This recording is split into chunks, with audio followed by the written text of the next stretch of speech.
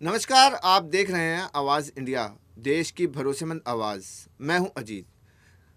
खबरों का सिलसिला शुरू करने से पहले आइए सबसे पहले एक नज़र डालते हैं आज की हेडलाइंस पर।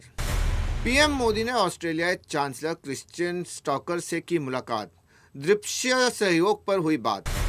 परसिमन बिल के खिलाफ तमिलनाडु में उग्र विरोध। सीएम स्टालिन ने फहराया काला झंडा। उमर अब्दुल्ला ने तिरंगा रिबन काटने से किया इनकार, वीडियो हुआ वायरल। और नोएडा घटना पर सीएम योगी सख्त, श्रमिक अधिकारों की सुरक्षा और हिंसा पर कड़ी कार्रवाई के निर्देश। अब खबरें विस्तार से। पीएम नरेंद्र मोदी ने नई दिल्ली के हैदराबाद हाउस में ऑस्ट्रेलिया के चांसलर क्रिस्टियन स्टॉकर से मुलाकात की, जिसमें द्विपक्षीय संबंधों को मजबूत करने पर चर्चा हुई। इस अहम बैठक का मुख्य उद्देश्य भारत और ऑस्ट्रेलिया के बीच आपसी रिश्तों और सहयोग को बढ़ाना था। इससे पहले चांसलर स्टॉकर ने राजघाट जाकर महात्मा गांधी को श्रद्धांजलि दी और उनकी समाधि पर पुष्प अर्पित किए। स्टॉकर 4 दिवसीय भारत यात्रा पर हैं और 2025 में पद संभालने के बाद ये उनकी पहली भारत और एशिया यात्रा है।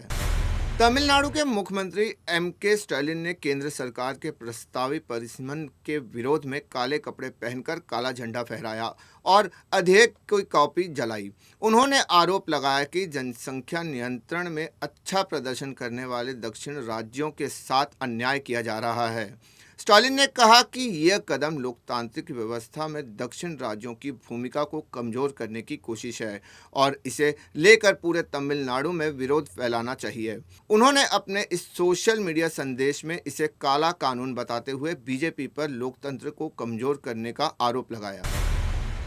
जम्मू कश्मीर के मुख्यमंत्री उमर अब्दुल्ला ने श्रीनगर में कश्मीर हाट के नो योर आर्टिजन्स कार्यक्रम के उद्घाटन के दौरान तिरंगे रंग की रिबन काटने से इनकार कर दिया। उद्घाटन के समय उनके सामने केसरी, सफ़ेद और हरे रंग की रिबन रखी गई थी, जिसे उन्होंने काटने के बजाय खोलकर आयोजकों को सम्मानपूर्वक रखने को कहा। इस पूरे घटनाक्रम का वीडियो कैमरे में कैद हो गया है और सोशल मीडिया पर तेजी से वायरल हो गया। कार्यक्रम में उप मुख्यमंत्री सुरेंद्र चौधरी, सलाहकार नसीर असलम वानी और अन्य अधिकारी मौजूद थे। रिबन को लेकर अपनी आपत्ति जताने के बाद मुख्यमंत्री ने कार्यक्रम की अन्य गतिविधियों में सामान्य रूप से हिस्सा लिया।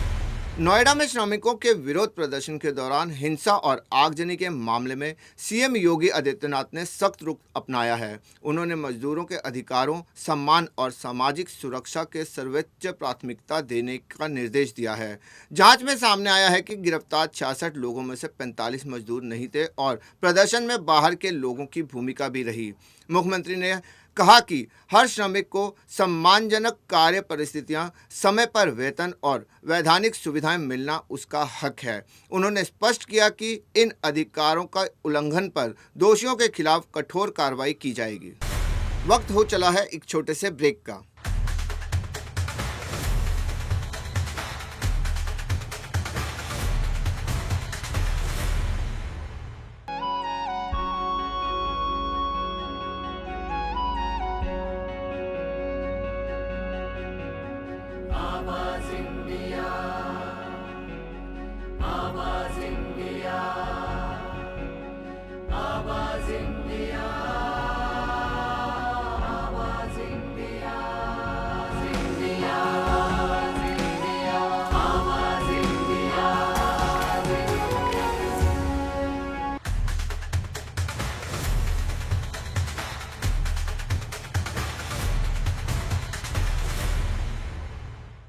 ब्रेक के बाद आप सभी का स्वागत है।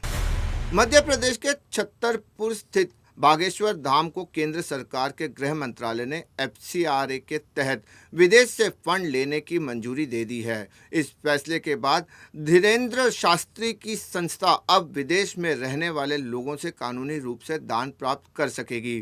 पहले विदेशी फंड लेने के लिए विशेष सरकारी अनुमति जरूरी होती थी, जो अब मिल गई है। आपको बता दें, बागेश्वर धाम जन सेवा समिति धार्मिक गतिविधियों के साथ साथ सामाजिक, शैक्षिक, संस्कृति और आर्थिक क्षेत्रों में भी काम करती है। इस मंजूरी से संस्था के कार्यों को विस्तार देने में मदद मिलेगी। अब विदेशी सहयोग से इन सभी क्षेत्रों में गतिविधियों को और गति मिलने की उम्मीद है।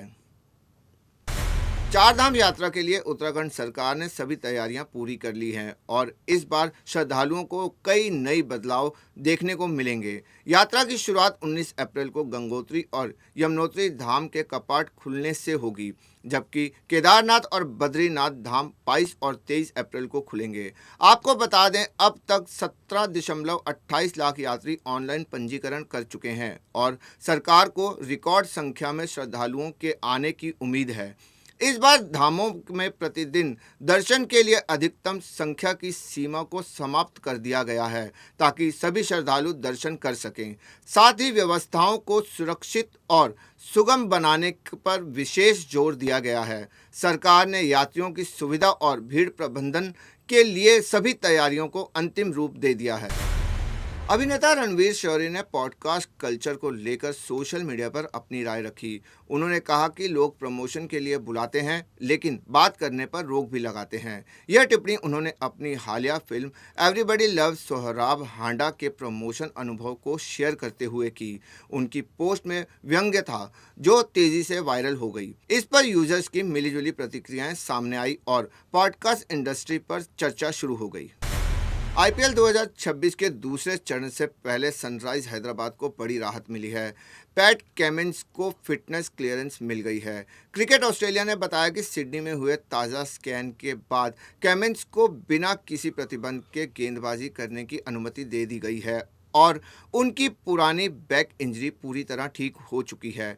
वे पिछले साल से पीठ की चोट से जूझ रहे थे, जिसके कारण आईपीएल 2026 की शुरुआत 5 मैच में नहीं खेल पाए थे। इस चोट की वजह से वे कई बड़े टूर्नामेंट से भी बाहर रहे थे।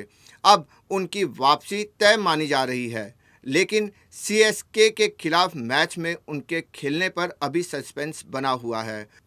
अब उनकी वापसी तय मानी जा रही है, लेकिन सीएसके के खिलाफ मैच में उनके खेलने पर सस्पेंस बना हुआ है। देश और दुनिया की बड़ी खबरों में फिलहाल के लिए इतना ही। जुड़े रहिए आवाज़ इंडिया के साथ। तब तक के लिए नमस्कार।